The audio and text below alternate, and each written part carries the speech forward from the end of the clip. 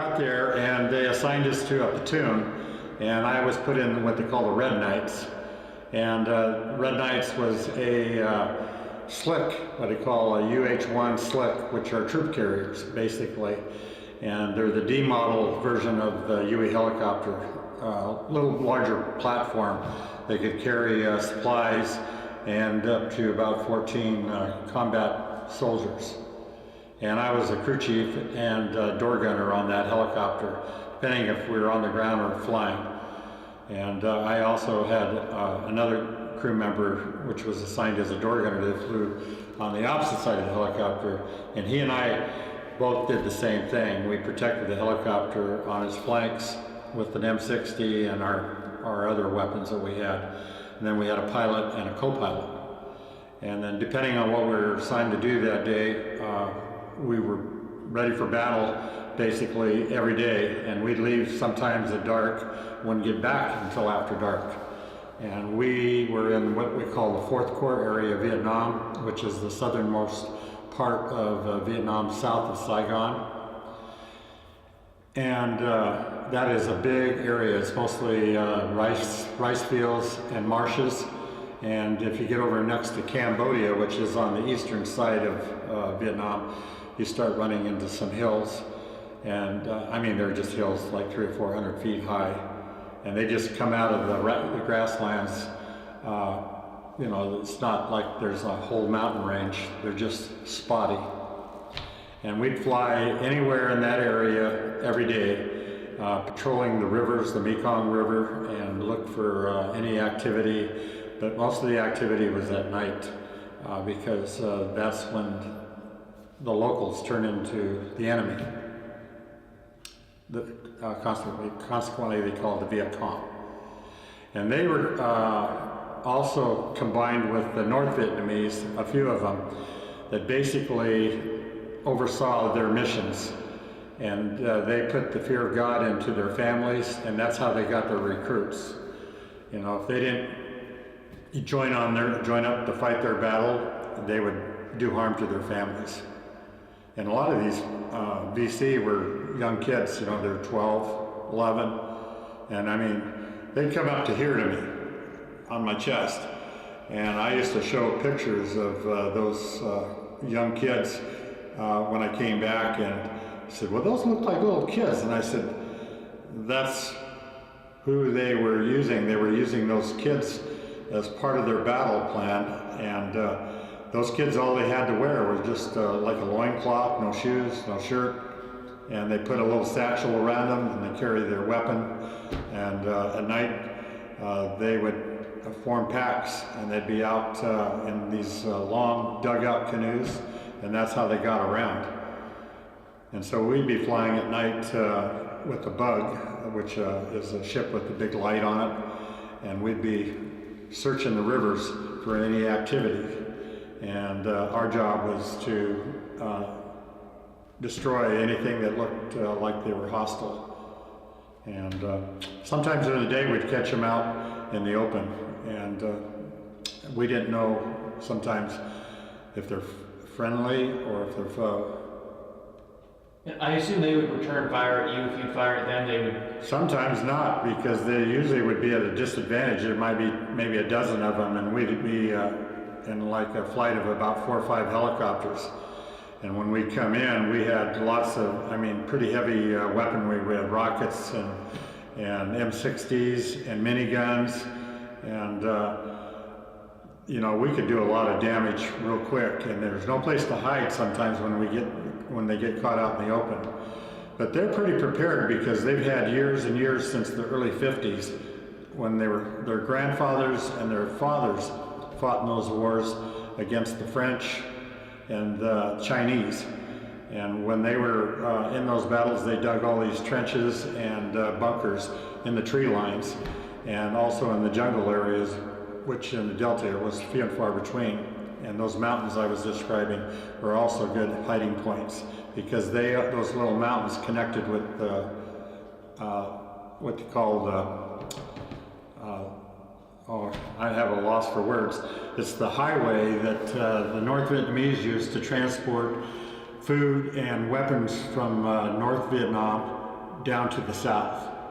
And that was about 1,000 miles long, and it's a road that just basically carves its way through the jungle. And the canopy of the jungle is like 15 to 20 feet above ground, so you couldn't hardly see them. And they had to use infrared at night to find where they were camping or a lot of their activity. But usually the jets and the heavier planes would come in, and they would straight from napalm, and that's where Agent Orange came in. And so I'll tell you right now, I'm 100% disabled because of Agent Orange. And I flew in a lot of areas where the spray actually came up from our rotors, and we were engulfed in it. And we didn't know that while we were over there. And in fact, nobody did, because they didn't tell us, you know, that you're going to be out there, don't be breathing this. We didn't have any kind of mask. The only hardware we had was our clothes and like a flight helmet.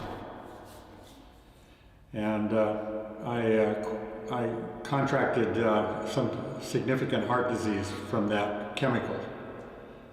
And that was just pretty much day to day. And I still have a lot of PTSD from some of the activities that we were involved in that get pretty, I don't have as many nightmares as I used to have.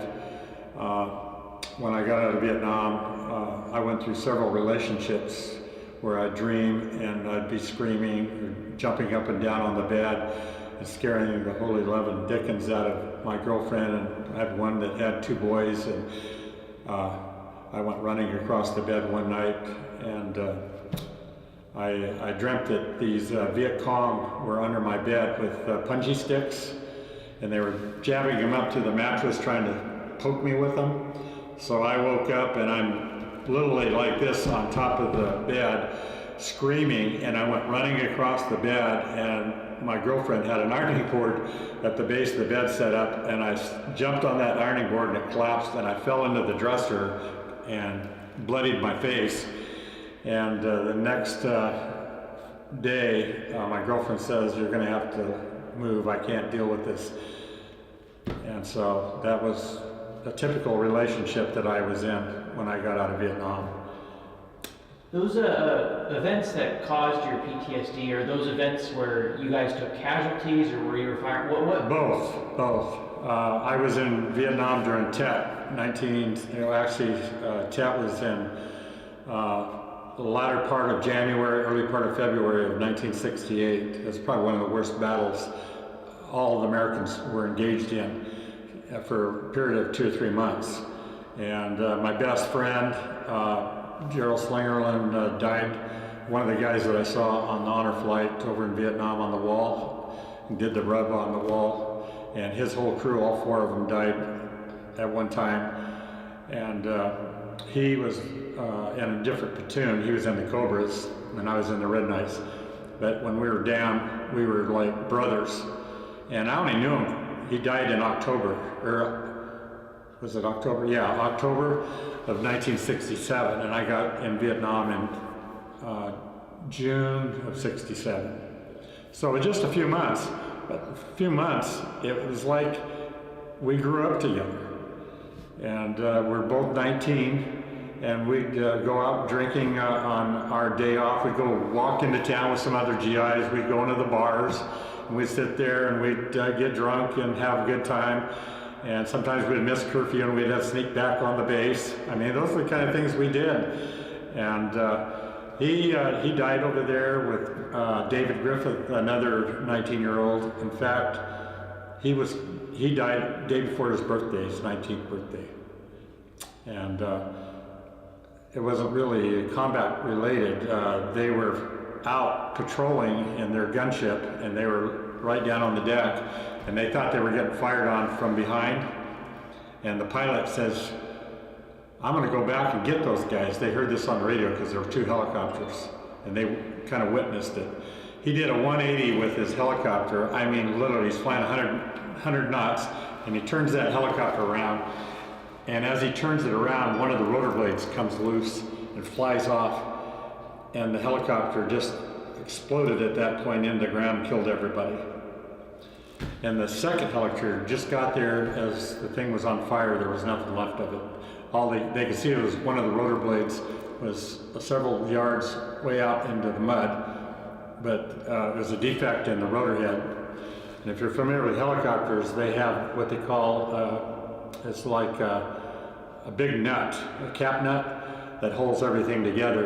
And the blades go into like a hub, and they've got a bolt that goes through and secures everything.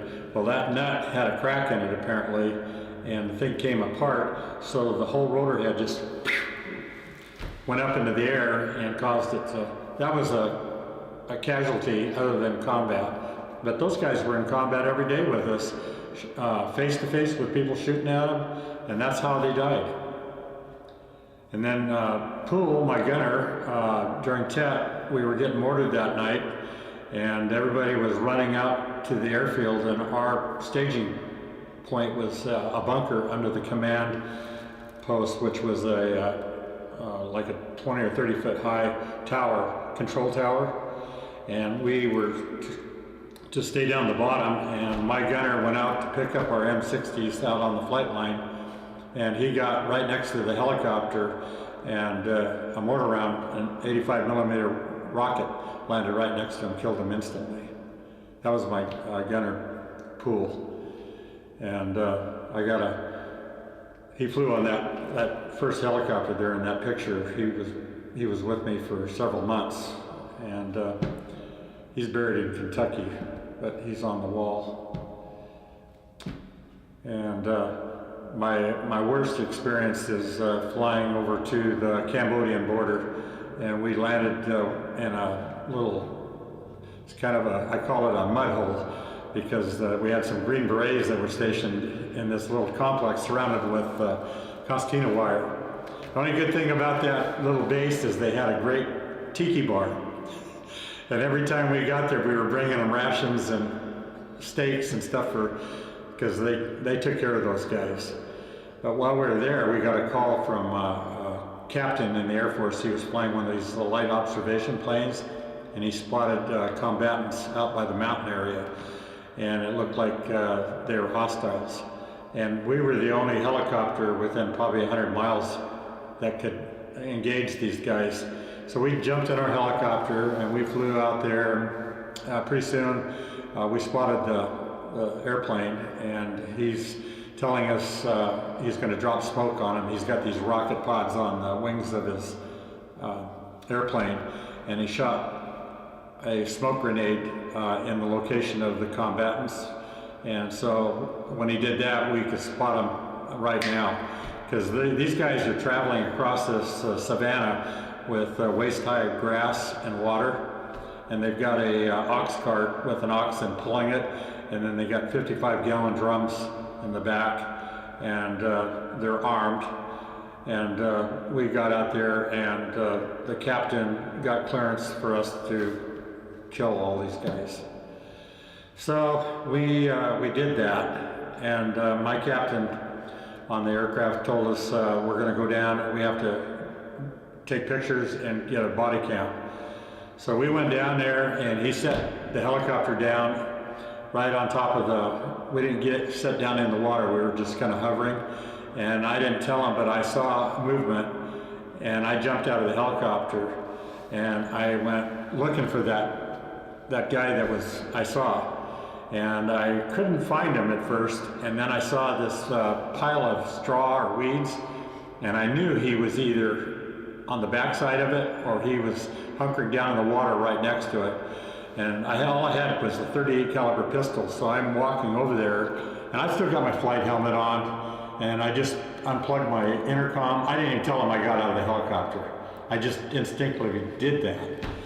And I'm walking over there, and I go around there, and here's this guy. He's laying on his belly, and he turns real quick, and I stopped from shooting him because I noticed his back had a bullet wound from my M60 all the way down his back and went through his calf and in through his heel, and he was pretty badly wounded.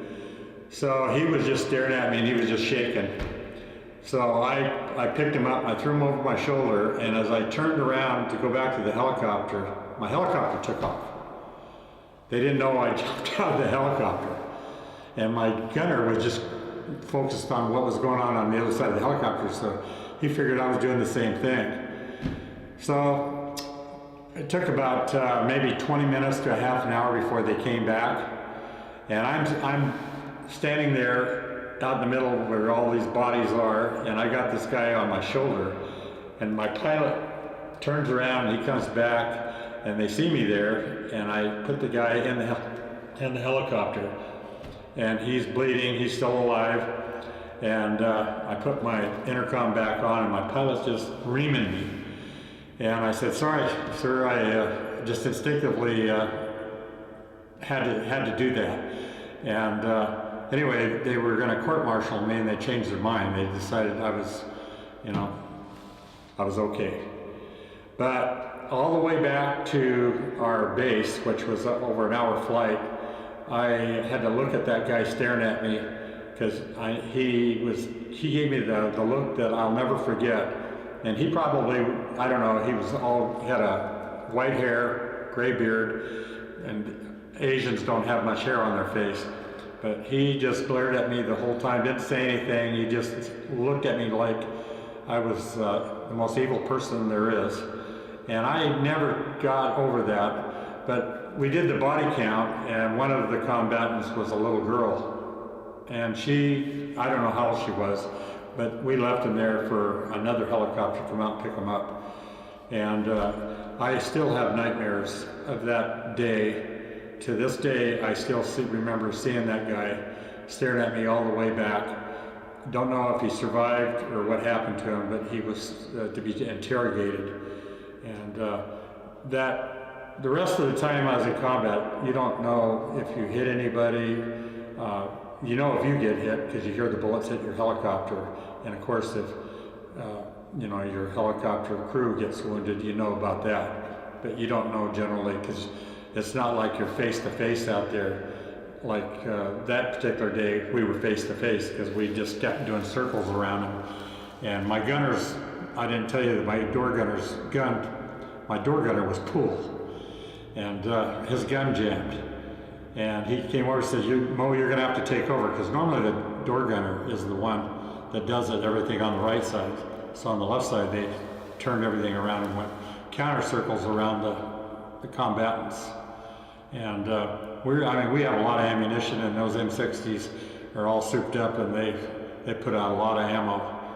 But those guys didn't have a chance. They were in one little tight area, and pretty soon they all were. And we were just kind of hunting them down until we got them all, and except for that one guy. But yeah, that story, I was having PTSD and nightmares about that up until I got help a few years ago when I was working as a site nurse over in Portland at a mental hospital. And I became a nurse after I went through several years of my life going nowhere, and I was 42 when I went back to LC. But you might want to ask me about that. That was pretty interesting. Yeah. Well, I know you mentioned that you had an event that kind of triggered that. Can you tell that? Yeah. Well, as a nurse, I was working at the Oregon State Hospital, and in fact, if you ever watched the movie with Jack Nicholson, One Flew Over the Cuckoo's Nest, that is where I was working. And I was a site nurse there, a travel nurse. And I was on a real hardcore unit with a lot of men that had TBI, brain injuries, and they're very violent. And then right next to it was another unit with women, same way. A lot of them with dual personality disorders, and they're doing a lot of self-harm, cutting on themselves. And I worked sometimes back and forth, but I was mostly on the men's unit. And then one night I get a call. It's about 10 o'clock at night. He said, "Jack, we need you over here on the women's unit right away. We've got a patient that's choking. And we've called 911, but we need you over here right away." So I went over there, and she's a heavy-set girl, and I was probably the biggest person working that night. And I did the Heimlich on her, and she was getting her meds. And the nurses aren't supposed to let them handle anything except for a little plastic cup, rubber cup, when they take their meds, because they don't want them to ingest anything that could harm them. Well, one of the meds that she had was in a little vial, looks like a little ampule, and about the size of your thumb. The patient grabbed that out of the female nurse's hand, and she stuck it in her mouth, and she swallowed it, and it got stuck in her throat. And when I got there, she was purple. And I was trying to do the Heimlich on her, and I couldn't get it to dislodge. So finally, I had her on the floor, and I told her, we need oxygen. And Murphy's Law, whenever something's going to go wrong, it's going to go wrong. And in this hospital, we had no full O2 bottles. They were all empty, and nobody had refilled them. So they brought 3 or 4 bottles up there, and she's getting more unconscious at the time. In fact, her eyes are starting to dilate, and I knew she was going, and I couldn't give her CPR because couldn't get any air in her airway because it's plugged up with this vial. And I could see the cap in her throat, but it just wasn't coming out. And we're still minutes away from the EMTs getting there, and I couldn't revive her. She died in my arms right there, or actually when the EMTs showed up. She was 23 years old. But that wasn't the first time she did something like that. She went to the ER at, I think it was Good Sam's in Portland, North Portland, many times. And they have in fact to this day, I think it's still there, they have a big board on the wall, and her name is on it. Says something about Rita's wall or something. It's all the things that she did to hurt herself that got her to the ER. Knives, pencils, and med bottles, all kinds of things over a period. She'd been in that hospital for, well, she was 23 since she was 18. And anyway, she died, and by the time I got out of the hospital, I was supposed to leave the next day for my next assignment, which is 13 weeks at another hospital. So I had to go through an orientation with the administration that came in and do, when something like that happens, you know, they've got protocol, and everybody was giving me assurance, you know, you did everything you could, you know, but I knew that all these things that happened contributed to her death. And you had a brand new nurse that didn't know that she had to be real careful with that vial, allowed her to grab it from her and stick it in her mouth. That was number one.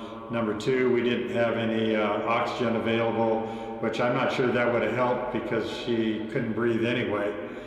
And what could have helped if I would have had a pair of forceps, I probably, and I'm not trained for that, but I probably would have done it.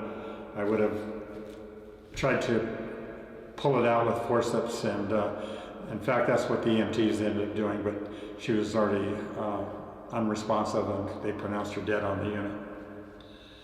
But that triggered all kinds of emotions from Vietnam right after that. I started having moments when I came back at the next hospital, and I was crying a lot, and pretty soon one of the doctors took me to the VA, and I was seen by the triage team there, and they hooked me up with a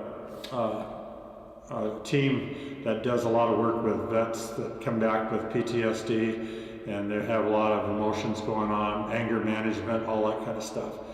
And I did that for a week, and from then on I started getting involved with the veterans, and I was almost 41, 42, but I've come a long ways since I was in my 20s and 30s, and thank God I'm involved with other vets, and even here in the local valley I belong, my patch on the back, I'm part of the Combat Vets Association, and also I'm a contributor to the new vet center, and I belong to the VA, Veterans of Foreign Wars, and a couple other organizations up in the Winchester area, and getting all that support. And I just got my Quilt of Valor last summer from the city of Craigmont up on the hill of all places.